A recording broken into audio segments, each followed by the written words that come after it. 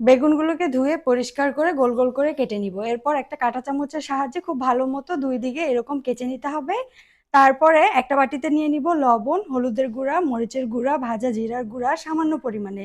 সবকিছু ভালো মতো একটু পানি দিয়ে মাখিয়ে নেওয়ার পর বেগুনগুলোকে দিয়ে উল্টে পাল্টে মাখিয়ে নিব।